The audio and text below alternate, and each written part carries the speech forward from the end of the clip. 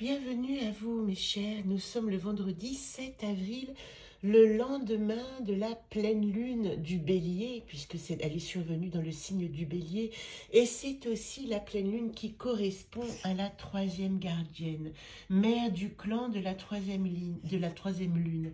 Je suis un peu enrhumée, aussi vous ne verrez pas ma tête aujourd'hui, je vais me concentrer sur les cartes pour vous faire ce tirage très intéressant, puisque le mois dans le monde, c'est le mois de Voyat, celle qui équilibre la vérité avec un esprit libre et qui rencontre dans le monde Prigo, celle qui pèse la vérité pour tout voir.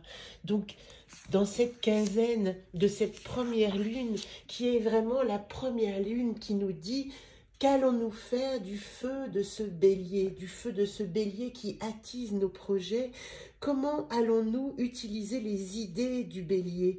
Alors, la première mise en garde, c'est contre une communication brutale, parce que vous devez certainement entendre parmi les astrologues, d'une manière ou d'une autre, qu'il y a des difficultés à communiquer dans la douceur.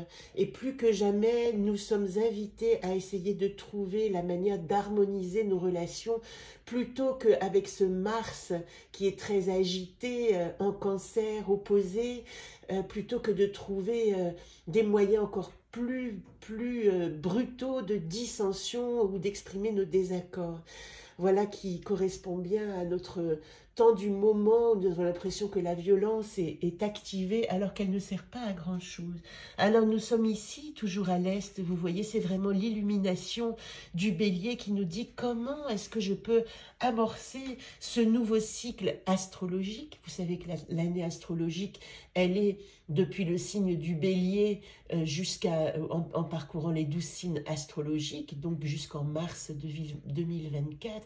Il y a vraiment un projet. C'est ce dont je vous ai parlé également dans mon petit agenda. Si vous avez la possibilité de faire cette symbolique de Pâques, où je disais dans cette première semaine, puisque nous sommes dans le week-end du jeudi saint, nous allons arriver au dimanche de Pâques, de la crucifixion, de la résurrection, qui sont survenus après la délation, après le dîner de la scène où Jésus sait, en tout cas cette symbolique, comprend qu'au-delà de son incarnation, il est temps maintenant d'endosser un autre rôle. Eh bien c'est ça, cette vérité et cette mise en garde de Prigo et la vérité de Voyat nous dit comment est-ce que je peux être en vérité avec moi-même en activant ma vigilance à tout ce qui se passe. Il n'est plus question de laisser faire n'importe comment, n'importe quoi. Il est aussi question de se placer comme individu au centre de cette notion de collectif du Pluton en Verseau qui va nous dire, ben oui, tu es un individu, mais comment est-ce que tu gères ta place dans le collectif? Plus que jamais, il est quand même nécessaire, et c'est pour ça que, tellement enrhumée, j'essaye de trouver la force de vous faire cette chronique, parce que pour moi, c'est mon rôle collectif d'aller vous inviter à vous relier aux énergies pour vous donner, ben on est encore dans Garit, force et courage. Garit, c'était la carte à colorier dans mon anaconte à moi. Ici, la semaine prochaine, nous rencontrerons Oulp, et Oulp, elle est ici en petit, ici. Oulp, elle nous parle d'avoir foi en l'invisible, de faire fi de ses hésitations et de marcher son chemin. Alors pour le tirage, voilà la première carte, donc je les ai sorties juste avant d'enregistrer cette vidéo.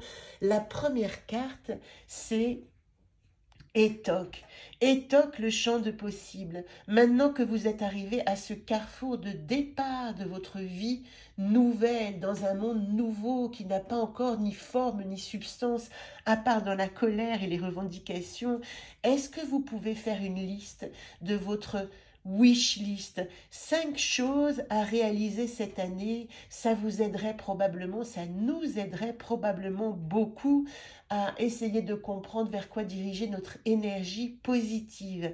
Et pour ceux qui connaissent le jeu, ben je vous invite à prendre cette carte Étoc et à refaire un tirage. Que me dit mon champ de possible en 5 cartes? Et les 5 cartes vont vous donner à leur tour des orientations. Ça, c'est pour celles qui ont suivi le cours.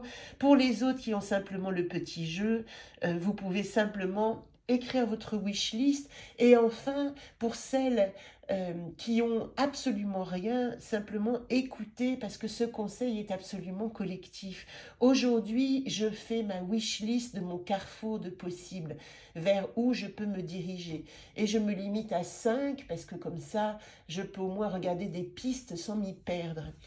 L'atout que nous avons, la gardienne qui va nous donner notre atout, c'est celle qui nous permet de nous affirmer. Elle est reliée à la 11e gardienne, la grande femme qui marche. Et elle dit qu'avec la parole, nous allons pouvoir affirmer notre chemin. Donc il nous est demandé de prendre des directions précises de notre nouvelle vie et de les affirmer avec vérité et sincérité. Le temps n'est plus au louvoiement et à la dissimulation. La difficulté que nous avons en ce moment, et probablement que vous la vivez tous d'une manière ou d'une autre, c'est la panne. Il y a beaucoup en ce moment de résurgence de maladies. Alors, Saturne en Poisson, c'est 2 ans et demi, ça n'aide pas.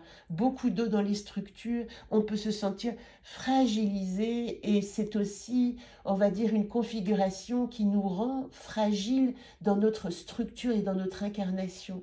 Donc, faites attention, elle, c'est la guérisseuse, elle est en problématique. Elle dit, si vous n'écoutez pas vos malaises et vos difficultés, vous risquez la panne. Donc apprenez à vous soigner au moment où votre corps exige plus d'attention. C'est ça qu'elle demande. Vous voyez ici, si je refuse d'arrêter le mouvement, je risque la panne. Voilà la mise en garde. Donc, quand il est temps de se reposer, même s'il y a beaucoup de choses à faire, on se repose. Et la solution finale, comment est-ce on se repose? Eh bien, on dit non. On dit non à tout ce qui va nous créer de l'agitation, à tout ce qui va nous créer de l'angoisse, de l'inquiétude et probablement de l'affaiblissement physique. Et en disant non, on va ouvrir à des paysages, parce que ça c'est ozone. Donc ce que je ne veux pas, ici en solution, va me montrer des nouvelles pistes de réalisation. Tentez avec ce tirage, d'explorer vraiment toutes les pistes qui vont vous permettre de vous exprimer en sincérité, d'éviter de vous rendre malade ou de vous fatiguer, parce qu'aujourd'hui, il est question, et c'est le feu du bélier évidemment, de positionnement. Je dis non aux choses qui me fatiguent parce que j'ai besoin de comprendre dans ce paysage où est-ce que je peux me grandir, prendre de la force et avancer dans le nouveau monde. Ozone n'est autre que le voyage. Et Ozone, il dit, c'est son mot-clé en solution, il faut un long voyage pour arriver au voyageur.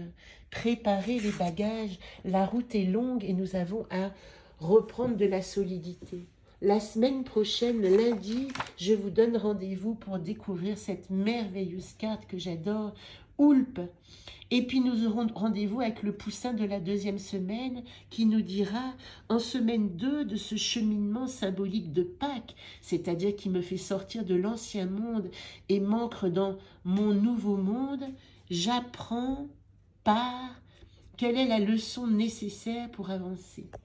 Je vous souhaite une très belle semaine.